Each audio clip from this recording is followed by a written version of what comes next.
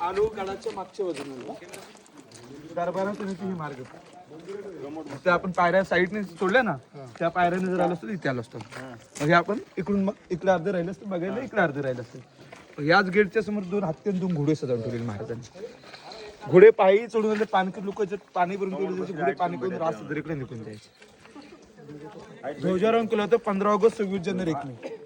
सर्वात अभिमानाची गोष्ट की जेवढा दिल्लीचा ध्वज तेवढाच ध्वज आणि त्याच टायमिंग नुसार नाईक तहसीलदारांच्या हस्ते इथं ध्वजारोहण केलं 32 मनाच्या सुवर्ण सिंहासनावरून आपल्या राजाने वयाच्या 1614 तोरण बनलेले तोरणा किल्ला सुद्धा स्पष्ट पाहता येत होता इथून वातावरण असं तोरणा दिसला असता आणि वयाच्या 26 वर्ष राजगड किल्ला महाराजांची पहिली राजधानी ठिकाण सुद्धा महाराजांनी इथून पाहता येत होतं आता आपण इथून बाहेर जाऊ महाराजांची मूर्ती पूर्वीचं मार्केट पाहू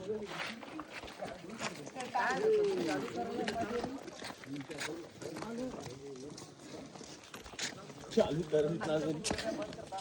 आता दुर्गणी बसवून लागताय